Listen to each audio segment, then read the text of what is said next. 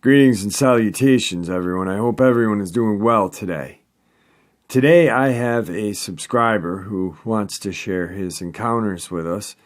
He is the subscriber that shared the hyena-like cryptid that is on his property, and he had an encounter with a Sasquatch or possible Dogman while he was in the Pine Barrens of New Jersey.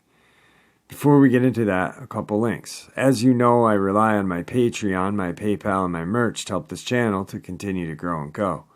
All of those links are in the description below. I also have a second channel with creepypasta, fanfiction, and scary voice acting. Stories that, well, they really don't fit on this channel. Now, if that's anything you're into, follow that link and give those stories a listen. You may just like what you hear. Now I've taken enough of your time, guys. Let's get on with today's upload. Shall we? Alright, everybody. Tonight I have a guest. His name is Mark, and he has shared a couple of encounters. One was the picture of the hyena-like dog in his backyard on a trail cam with two deer running away from it, and it's standing behind a log that is at least 3 feet wide. The deer are the same size as this creature. His very first encounter that he shared with me that I narrated was an encounter that happened when he was camping, and I'll let him explain that whole detail. Mark, how are you? Good. How you doing, Jeff? Good. I'm glad to have you on the show. I'm not even going to talk anymore. I'm just going to give the floor over to you and let you share the details that you'd like to share with us. Okay, great. Well, I'll start out the story. And actually, believe it or not, it starts in 2019. I try and get a winter camping in every year, sometimes by myself, sometimes if I can drag anybody else with me. Most people don't like to go camping in the winter. But I hadn't had a winter camping trip in a couple years. My wife was this is in the March of 2019. My wife was in her third trimester at the time, and I knew I'm a stay-at-home father. I'm retired, 43 years old, retired. I knew this was going to be my last chance to get a camping trip in, so I went camping second week of March 2019. It's called the Hammersley Wild Area. It's literally the most remote spot in all of Pennsylvania that you can get to. It's 2 miles. I was in the center of it, 2 miles from even like the nearest dirt path. So I was a good, 4 or 5 miles in from like the nearest dirt road. I was real deep. It took me a whole day to get into the wilderness there. Long story short, I was camping. I got nailed with an ice and rainstorm. And in this part of the world, in that area in early March, it's still pretty cold. So it was below freezing. I had a horrible night. Trees falling down around me, just craziness. So I left my tent pitched and took down my garbage and stuff out of there, but I left a lot of my camp pitched, and I went into town again. I took the walk for a whole day into town, got my crap together, and came back out. And when I got to my campsite, my tent was gone.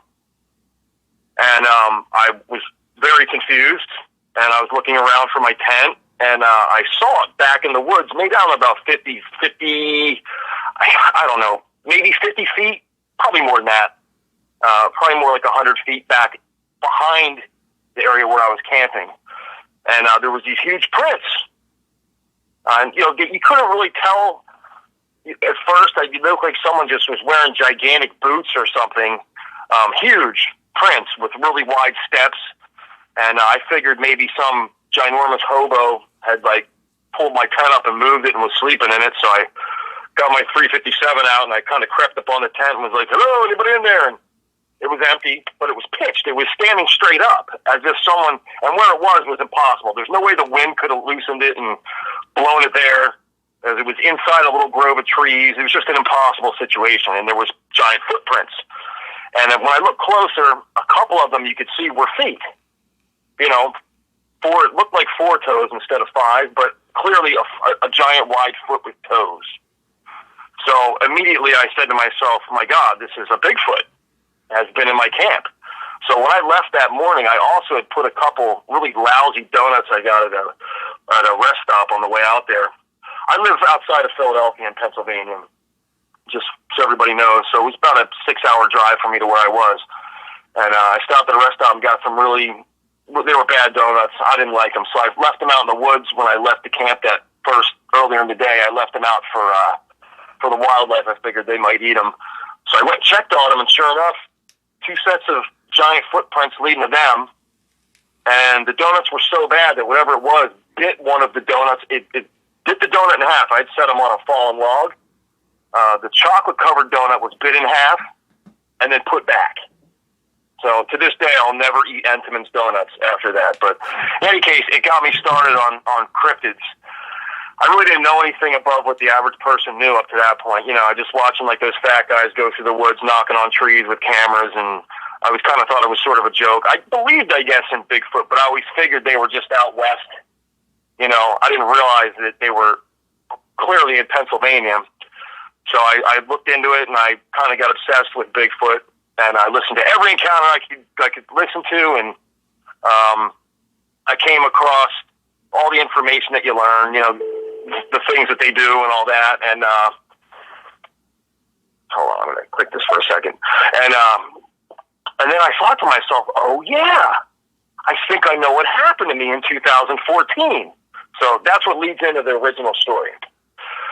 And it's the reason I even thought of it in the first place. So in 2014, I was working for a construction company. I had a company vehicle. I was in the process of opening up a chain of vape stores with this guy who was my partner. He was the money man, and I was the guy that was kind of opening everything and putting everything together.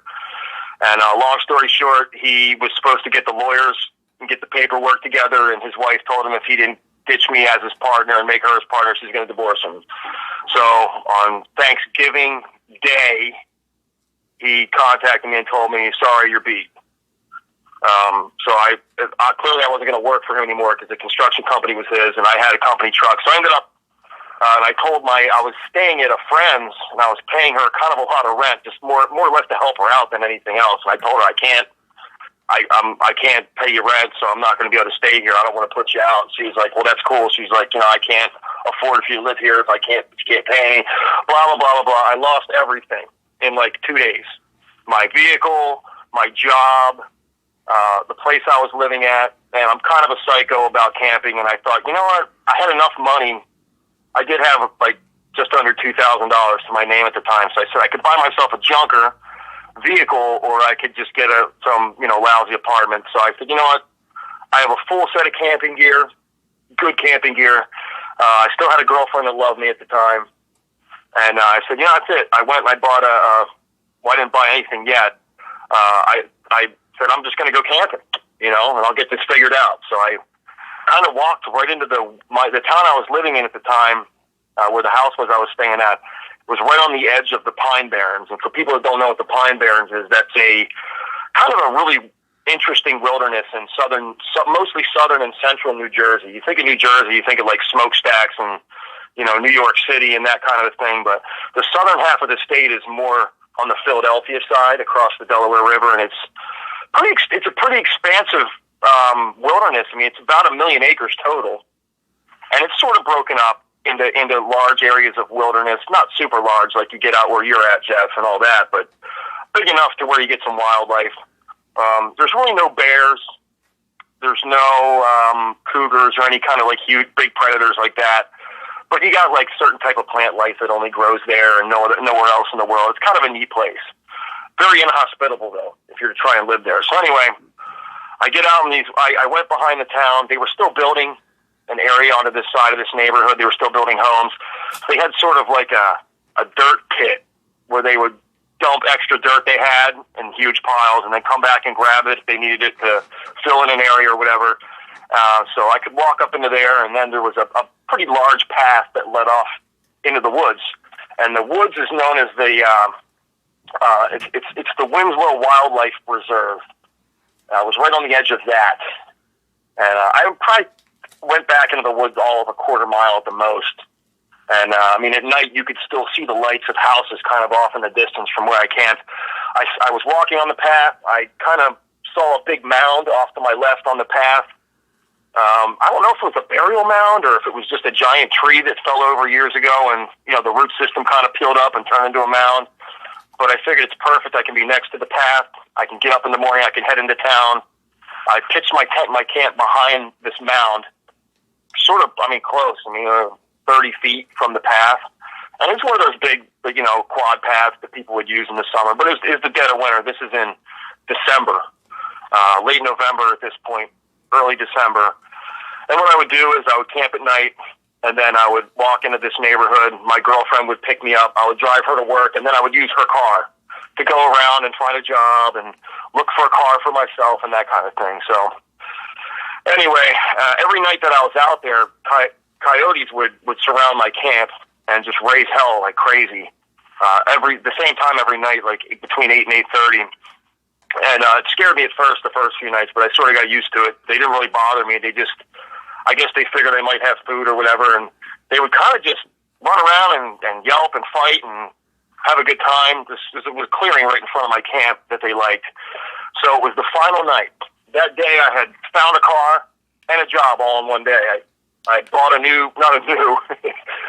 old Ford Explorer. We call it the Exploder. It was kind of a junker, but it was cool. It was a great car. It was big enough I could stretch out in the back if I needed to get out of the cold.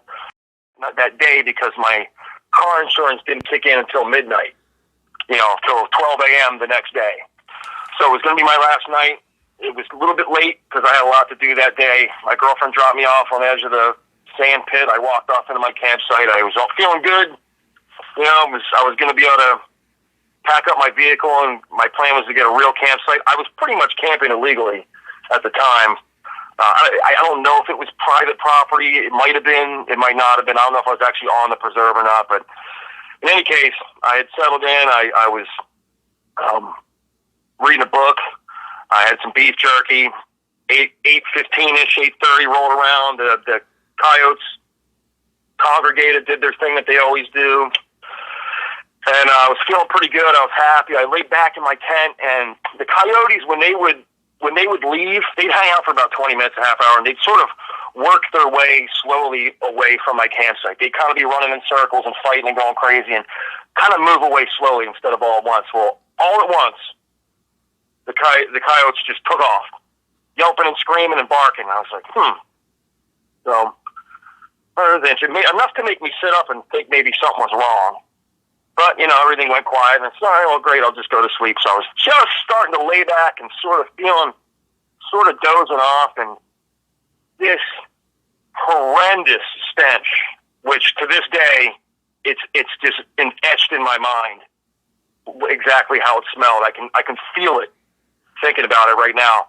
I'm going to say it was like dirty feet mixed with feces, mixed with urine. And then, like, when I say BO, I don't mean like the kind of BO you have when you're working out and you're sweaty. Like the kind of BO that a dirty person has that just never showers for like a month at a time. And it was all those scents mixed together. And it was enough to, like, jump me up from laying down. Like, whoa. So this is New Jersey at the time, so you're not allowed to carry firearms in the woods. So all I had was this short sword with me. And so I kind of thought, well, God, what could that be? Is one of these coyotes, like, stinks this bad? It's ridiculous. It had a skunky kind of undertone to it, too. So I thought, maybe it's a skunk? I don't know. So I was I said, there's no way I'm going to be able to sleep. So whatever it is, I got to get out of here and scare it away.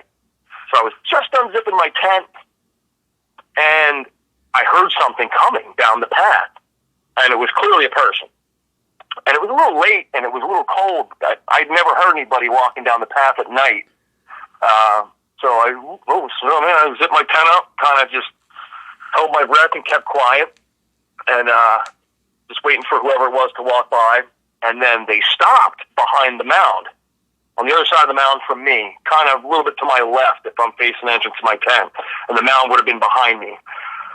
And I heard them step into the woods, you know, from the dirt path to crunch, crunch onto the leaves and the sticks. And I'm thinking, oh man, somebody knows I'm here. Like, this is my worst. I made it 5 days, and now the cops or maybe whoever owns this land or whatever, someone's coming to break my balls. So I'm the adrenaline's kicking in because I'm expecting trouble. So I kind of hold my breath and keep real still. And I have this 2.5-foot short sword unsheathed and in both hands in case trouble's coming. But at the same time, this stink is here, and it has not gone away. So I hear whoever it is, and it's like they're creeping through the woods. Not walking, kind of just like they're trying to sneak up on me. So they're about 20, 30 feet to my left at this point, directly to my left of my tent, and that they stop. Now, you wouldn't have been able to see the tent. I had this thing super, super camouflaged, and in the wintertime when I camp, I actually put a tarp over top of my tent and tuck it under the tent. It helps keep you warm, and it keeps, if it rains, because there's no tent that's waterproof that I've ever had. So I figured they haven't seen me. I'm cool. Maybe they'll just walk away, and my heart dropped, and they started heading right towards the tent. And you can tell it's a person. They're walking. It's not an animal on 4 feet. It's, 1 foot after another walking through the woods. And whoever it was walked right up to where the coyotes were, which is probably another 20 to 30 feet in front, directly in front of my tent in the clearing. And it stops. And now I hear this breathing, this, and I'm thinking, oh my God, is that a bear? Like, there's no bear. I think there's maybe a bear sighting every 10 years in the Pine Barrens. They're that rare. They probably just wander in from other areas. So now I'm real scared. I mean, when I hear this breathing, I'm like, it's either a gigantic, massive hobo, or it's a monster, or it's a bear. Either way, this isn't good. So I'm holding my breath still, and I'm clutching this mini sword, and it walks directly up to the front of my tent. Right up to it. And it's breathing. It's still breathing, just this hoarse, terrible, terrifying breathing. And I'm about to shit my pants, as you can imagine. And it slowly walks around to the right side of my tent. And then I hear it lean forward. And I could tell, like it touched the tent or something with a finger maybe, or a hand. Because I could hear the crinkling of the tarp that was on the outside of the tent. And I heard it taking big sniffs. Not like an animal, a dog or something sniff. It kind of goes, and it takes short breaths in and out. It was like if you or I were going to smell something. It was big, long, like,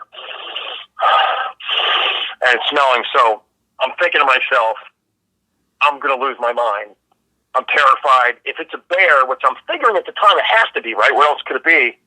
Even though I knew it was a person, I could have sworn it was a person walking in the woods. So I said, if it's a black bear, as soon as it hears a human voice, it's going to run for its life. Because that's what black bears do. They're scared to death of people. And if it's a person, well, I got to say something because I can't. This is killing me, the suspense. So I caught my breath a little bit, and I said out loud, "Who's there?" And I smacked the side of the tent that it was on with my backhand. Make a loud snap noise. And expecting a bear to run, and to my absolute and total horror, it let out this long, deep, drawn-out growl. Now, mind you, this is like 3 feet from my face on the other side of the tent wall. So all the hair on my body stood up all at once. And and people talk about, I hear, since then I've listened to a lot of encounters, Bigfoot and Dogman, they say you get that when it growls or yells, that they feel it vibrate in their chest. And it really caught me off guard because that's what happened. It was like this weird electric buzzing went through my chest and up into my head. Kind of like put me in a state of shock for a second. And at the time, I just figured it was just me having a terrifying reaction. But turns out some people think it might be some kind of like infrasound they use to shock prey or to scare things. Anyway, I'm sitting there about to, just having like an underwear changing moment.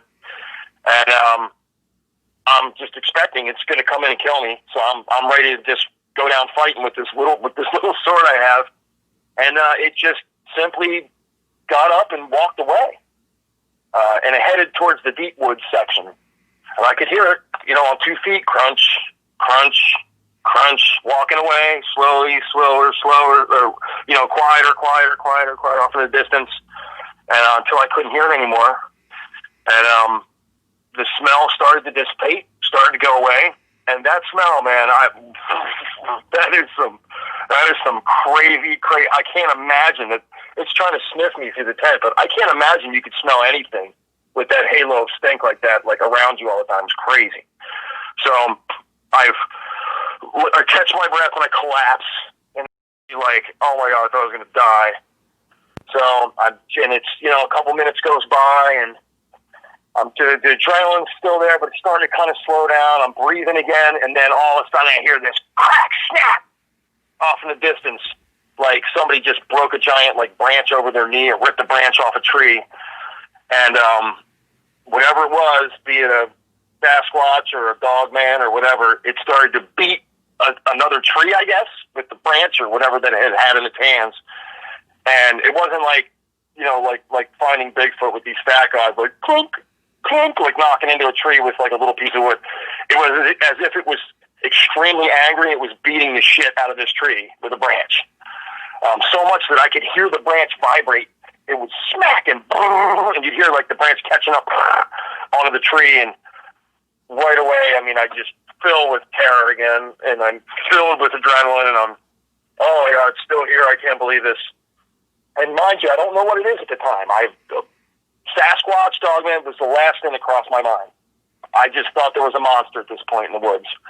And then I could hear it kind of off in the distance running around, like fast, running through the woods and sort of back and forth. And then it let out, I guess it sounded kind of like a dog bark, or like maybe like a person sneezing real loud, like a rah noise.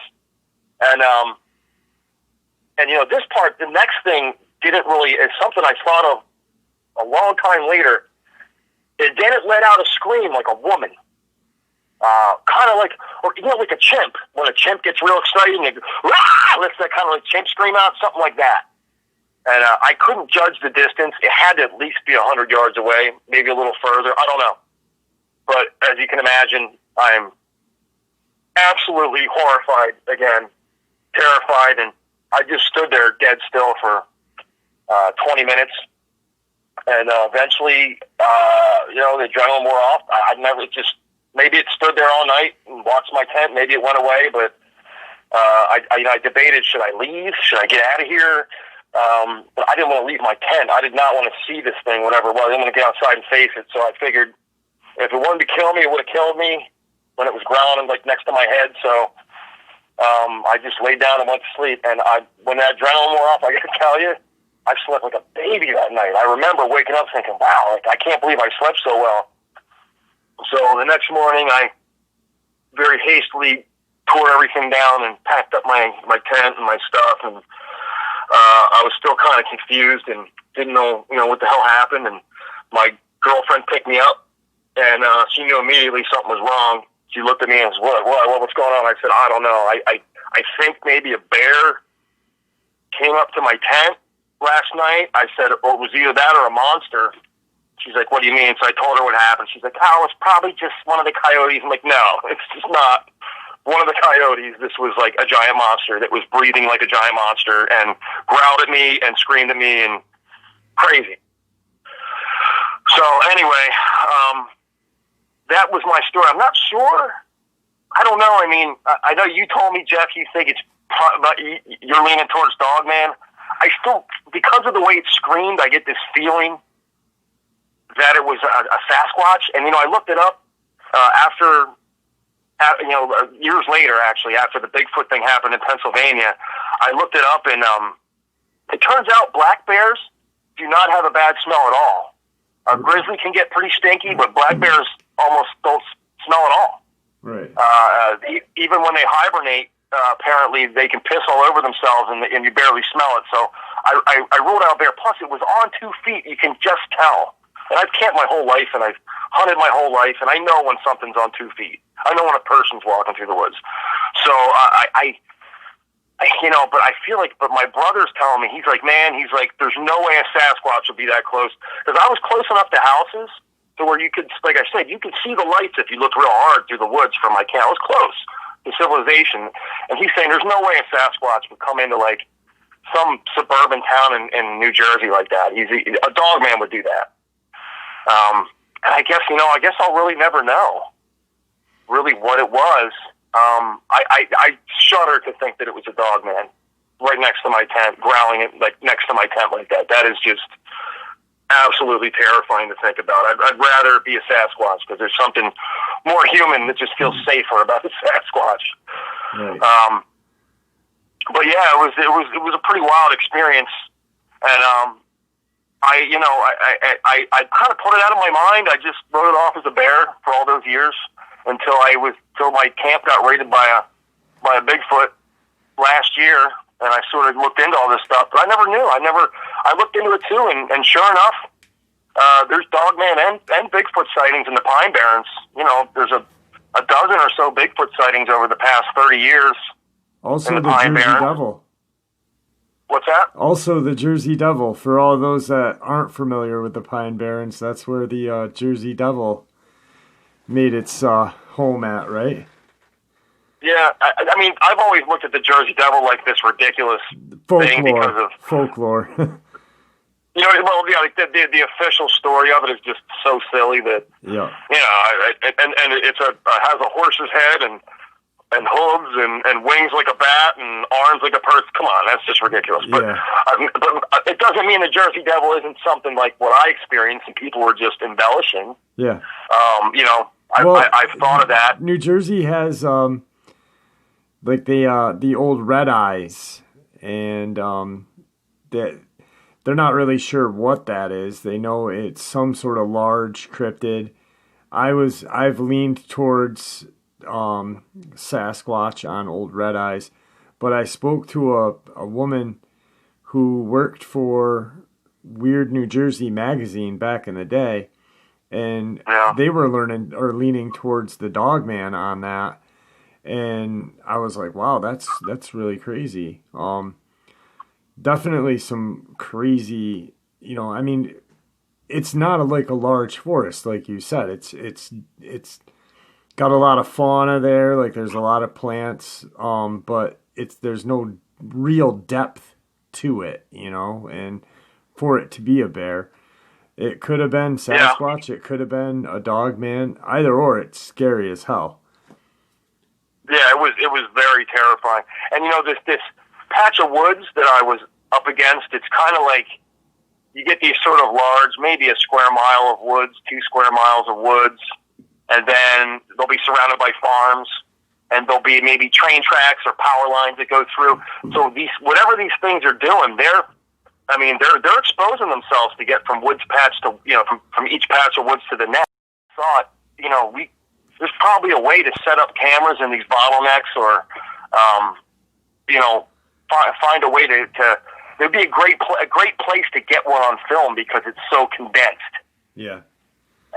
You know, I've thought about that, and I've really looked it over. You know, for people that are listening, if you want to just go on Google Maps and look up Wharton State Forest, that's the main area of the Pine Barrens, and you'll see a smaller kind of preserve called Winslow Wildlife Preserve, and then look on the edges of them, you'll see even smaller patches of woods, like I said, that are a mile, 2 miles, and you'll understand what I mean. There's the old Egg Harbor River. I think it was called, or the Little Egg Harbor River. Turns out I was right near that. I didn't realize it. I was probably a half mile from the Egg Harbor River, and you know, I've seen videos of people saying, it's on YouTube, and they're not even thinking about Sasquatch or Dogman, and they, you know, they'll be in that patch of woods by the river, and they're talking about how they think people are throwing stones at them, throwing sticks at them, which is classic Bigfoot behavior. Yeah. And I was right now. There's this one guy. He was in. It's called the Blue Hole of Winslow. It's an old pit they dug because there's really good sand in the Pine Barrens, like so good that it's the perfect play sand and all that for 100 feet deep. That's what the soil really is. And they would dig out these huge areas of the sand, and they'd fill up with water from the river, and it would turn into a great swimming hole. And he was over there, kind of just showing the swimming hole. Something was throwing rocks at him as he's doing the video, and he's like, someone's back here throwing rocks. I'm thinking, yeah. the Winslow wood boogers throwing rocks at him, probably. Yep.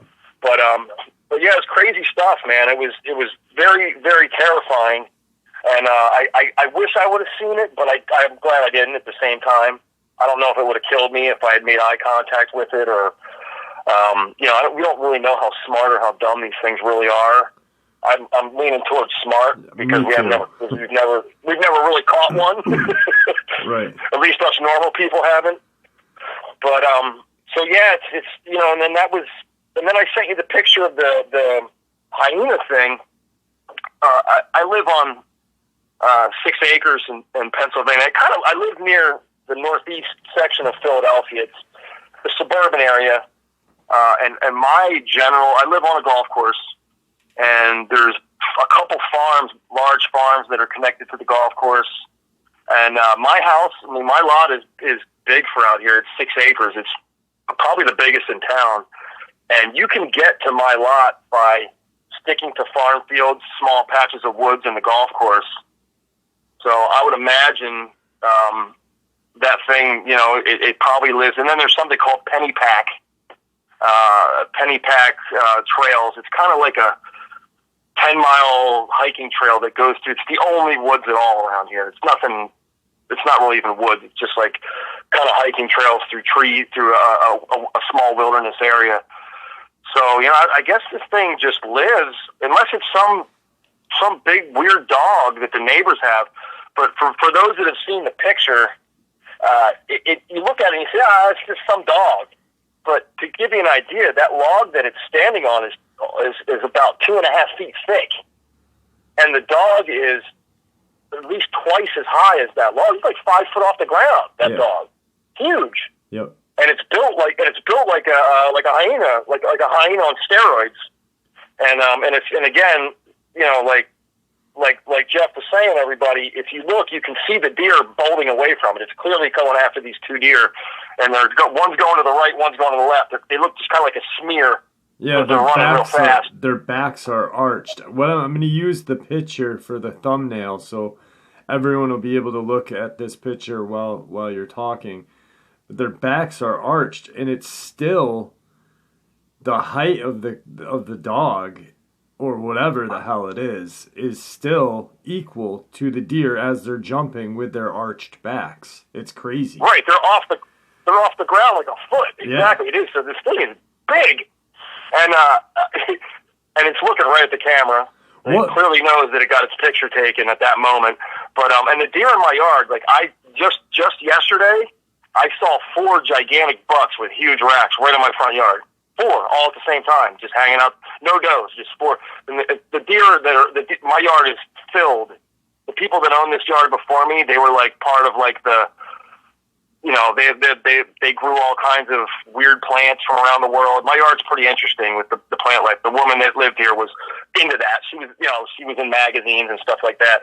So they planted food for the wildlife here on purpose from all over the world. So my yard is like a feast. What possessed you to put a trail cam out there?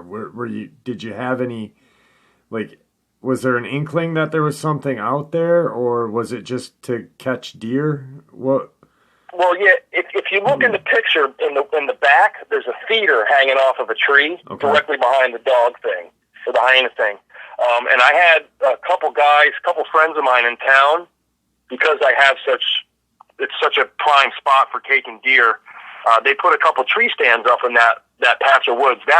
There's three lots. My house is on the middle lot, which is like 3 acres, and then that patch where the picture is about 2.5 or 2.8. I'm sorry. 2.5 acres, and there's about an acre in the front. I kind of have a huge lawn in the front with maybe a half-acre patch of woods on that, but that's in the 2-point-something acre patch.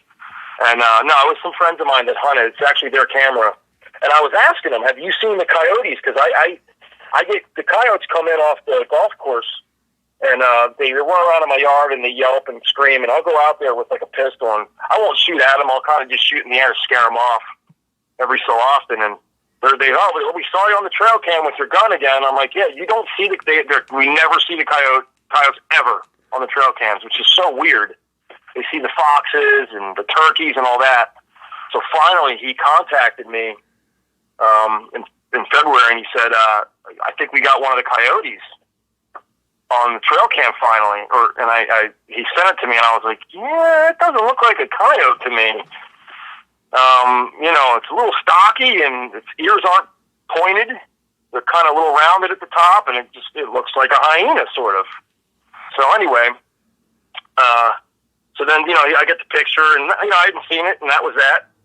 So I didn't really think much of it. So a little over about a month and a half ago, my driveway's pretty long. It's like a hike to get to my mail or to take the trash out, like 450 feet, something like that, from the house. So at night, I'll take the trash out, a certain night a week, the trash night, and I'm dragging the cans, and I'll put a headlamp on so I can see, or I'll just have and I usually have a big flashlight hanging off my side too. I'm one of those people that's obsessed with flashlights, so I just love big, powerful flashlights. I think they're cool. So any excuse to have one on me, I take it. So I drag the trash cans out, and after I set them up, I was walking back towards the house, and I'm just kind of using my flashlight. I had a new one. It was a 1,000 lumens, really small, but it was bright, 1,000 lumen flashlight. So it's kind of just testing it out, and going through my front yard with it and sweeping the yard, and I caught some eye shine, which is not abnormal. There's deer, lots of deer, and all that'll happen. So I sort of honed in on the eye shine, but it was real low. I thought maybe it was a coyote or a fox or something. And then I lit it up, and there it was, man. There was that thing, and I was close. I couldn't have been more than 20 yards away, and it was crouched down like it was trying to hide from me, but there was no hiding. I had the beam right on it, and it didn't run away. It crouched down, and then it decided that it wasn't going to mess with me. And I do carry a gun. Ever since I saw that big picture of that dog, if I go out, even if I'm taking the trash out, I'd put a gun on my hip just in case something like that pops out. And the children know to be super careful when they play in the yard and in the woods too. But he stood up to turn around and walk away, and whew, man, that was a big dog. So I thought to myself, maybe, and it's, it looks kind of light colored in the picture, but it's actually pretty dark from what I could see, and it has stripes on it, kind of almost brindly on its legs a little bit, because it sort of walked out from these weeds and stopped and looked at me, and then it had that real nervous, like, animal look on its face. And it didn't run away. It just slowly walked into this front yard patch of woods that I have. But I got a real good look at it, for a good 5 to 10 seconds or whatever. And it's big. I mean, it's 4.5, 5 feet when it stands up at the head. And it's built pretty much like a pit bull at that size, so it appears to be a dangerous animal from what I can see. Not long fur at all, short fur, and big thick face on it, just like you see in the picture. Yep. How about the tail? What did the tail look like, or was there a tail? No, it had a tail. The tail was the only thing that had any kind of bushiness to it. Okay. But it wasn't like real big. I guess like a typical dog. How long is a normal dog tail? 1.5, 2 feet, something like that. Yeah, something like that. So it didn't have I guess hyenas don't have tails. It had a tail like a dog would have. Okay. But it had that sort of short back leg thing like a hyena. Right. Which was weird. It's a very weird animal. But here it is, right here in like the burbs, man. Just. So I thought maybe it's a neighbor's dog, maybe it's just a neighbor's dog that gets out, but I didn't see a collar. I looked for a collar, and I couldn't imagine anybody would have a magnificent, gigantic beast like that without a collar on it. Yeah, absolutely. You know what I mean? I don't think they would let it out either at night, unless it's getting out on its own. That would be, that's a liability lawsuit waiting to happen, that thing, if that's your dog. Yeah. It's going to eat somebody's kids or something. Yeah. But, so yeah, I mean, that was it. I haven't seen it since. Every time I go to get the mail or at night or during the day for that matter, I'm always looking for it in that same spot. But yeah, weird. It is definitely weird. And like I was telling you, you sent me that picture at 9 months ago, 10 months ago, and I actually had two people yesterday email me to see the picture. So tonight I'm just gonna use that picture as the backdrop of the video so you guys can check it out. It's definitely huge. It does have a very broad head. And it's eerie. It's a very eerie picture because it's just staring right at the camera like it knew that camera was there. And yeah, it did. It didn't care, it just staring right at it, So and the other thing about this animal is it has abnormally huge eyes. I noticed that when I saw it a month and a half ago. Its eye shine is tremendous. I mean, huge eyes on this thing. Way bigger than any dog I've ever seen, even a big dog. Almost like its eyes were bulging sort of out of its head. Yeah. This thing is weird, man. It's kind of creepy to think that thing is just milling around. I would love to know exactly where it lives.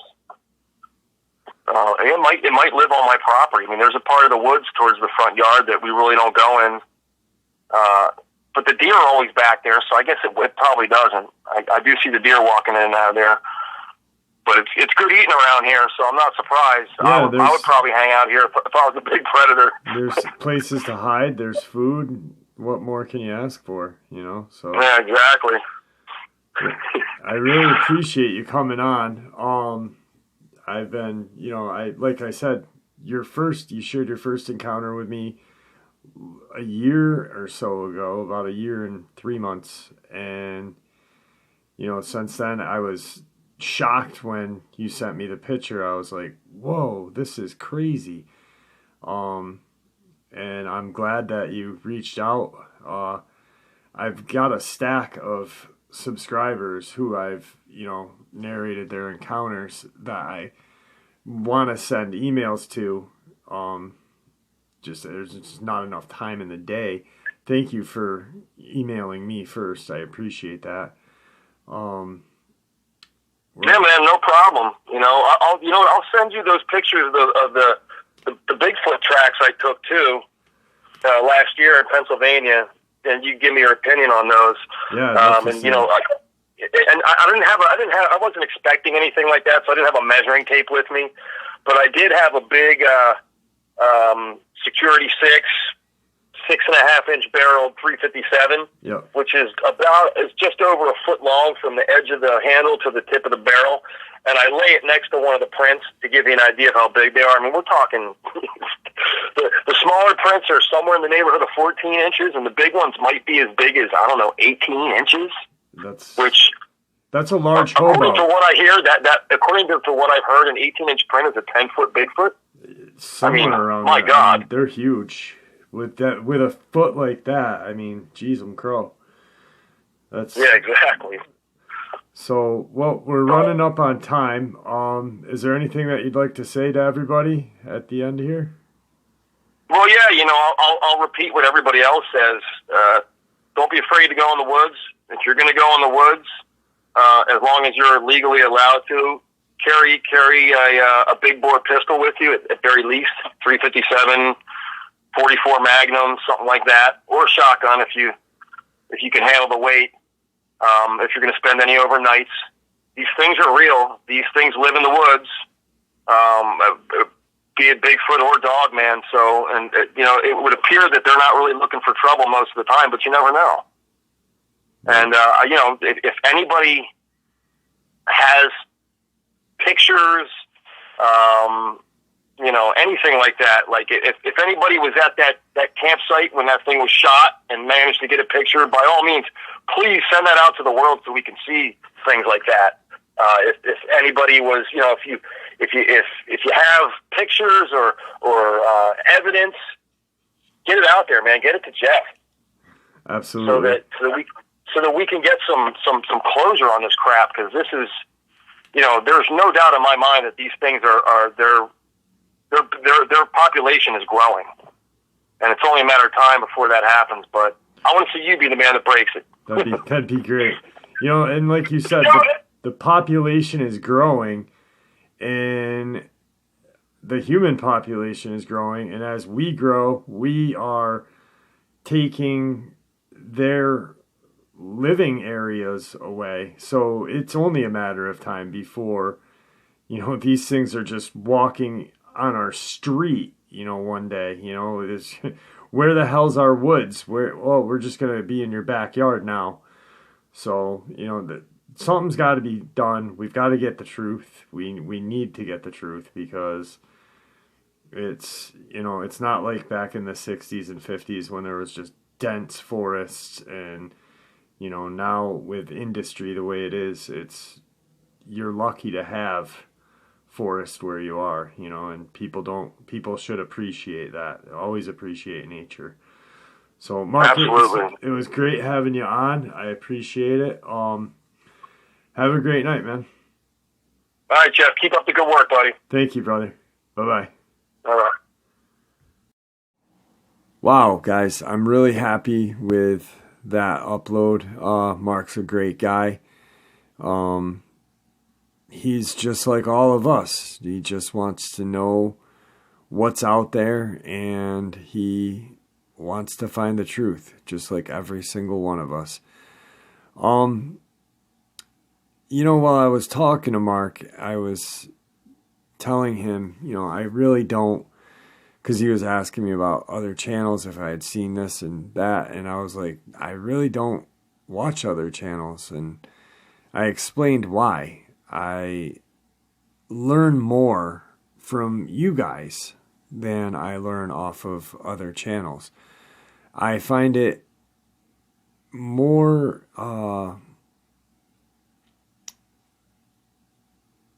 I get more information from first-hand accounts with you guys than a second-hand account from someone else. And I really like that, because I think that makes this channel strong, is because I'm learning just like you guys are learning. When I interview somebody, I talk to them for a little bit to get to know them. They'll proceed to try to tell their encounters to me, and then I'm like, no, let's just save it for when everyone else gets to hear it. I want to hear it at the same time, you know.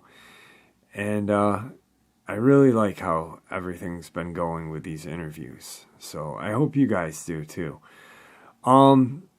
Tomorrow, I've got a treat. I'm going to talk to Lewis tomorrow on the phone. He's got some information that he wants to share with us. He's been holding back on some things, like I've stated before. Hopefully I can get him to agree to do an interview to talk about a couple of things that he has just seen and things that have happened to him. So that'll be tomorrow, hopefully. If not, I've got some amazing narrations sitting here on my desk. Also, I am going to send an email out to my good friend TJ Neely. I want to have him on and discuss his book and discuss the research that he has done and talk about some encounters that he's had. TJ, if you're listening tonight, please reach out to me. I will send you an email, but if you can get one to me faster, you win. With that, guys, I'm getting a little tired. It's about 1:30 New York time, so I'm going to get this video done and hit the hay. And with that, guys, farewell.